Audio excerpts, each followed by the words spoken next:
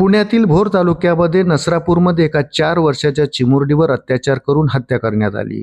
या घटनेमुळे महाराष्ट्रभर संतापाची लाट उसळली आहे। नरसापूरकरच्या गावकऱ्यांनी आरोपीला फाशी द्या मागणी करत पुणे बंगळुरू महामार्गावर तब्बल 3 तास रस्ता रोको केला। एवढंच नाही तर मयत चिमुरडीचा मृतदेहही रुग्णवाहिकेत आंदोलनस्थळी आणण्यात आला होता। मुख्यमंत्री देवेंद्र फडणवीस यांच्यासोबत चर्चेनंतरही आंदोलक आपल्या मागणीवर ठाम होते। अखेरीस पोलीस बळाचा वापर करून आंदोलकांना बाजूला करण्यात आलं। 3 तासानंतर वाहतूक मोकळी करून देण्यात आली। शाळेच्या सुट्टीत आजीच्या गावी आलेल्या एका 4 वर्षाच्या चिमुरडीवर एका 65 वर्षीय विकृत राक्षसाने अत्याचार करून दगडाने ठेचून हत्या केल्याची घटना भोर तालुक्यातील नरसापूर गावात घडली। या घटनेमुळे नरसापूरसह राज्यात संतापाची लाट उसळली। आरोपी कांबळे याला पोलिसांनी अटक केली आहे। त्याचा फोटो समोर आल्यानंतर नरसापूरकरांच्या संतापाचा कडेलोट झाला।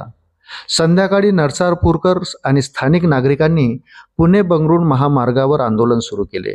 मयत चिमुरडीचा मृतदेह घटनास्थळी आणण्यात आला। नराधमाला फाशी द्या अशी मागणी गावकऱ्यांनी लावून धरली। बघता बघता गावकऱ्यांची मोठी गर्दी जमा झाली।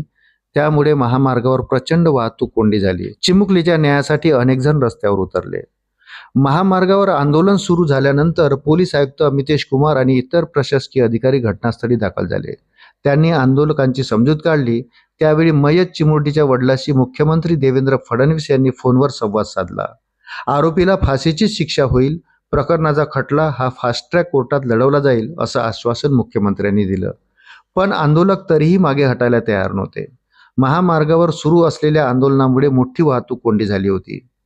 वाहनाच्या लांबच लांब रांगा लागल्या होत्या। अखेरीस पोलिसांना बळाचा वापर करावा लागला। आंदोलकावर सौम्य लाठीचार्ज करावा लागला। त्यानंतर महामार्गावरील वाहतूक ही मोकळी झाली। मात्र पोलिसांच्या या कृत्यामुळे आंदोलकांमध्ये तीव्र संतापाची लाट पसरली आहे। अशाच नवनवीन अपडेटसाठी व्हिडिओला लाईक आणि चॅनलला सबस्क्राईब जरूर करा। धन्यवाद।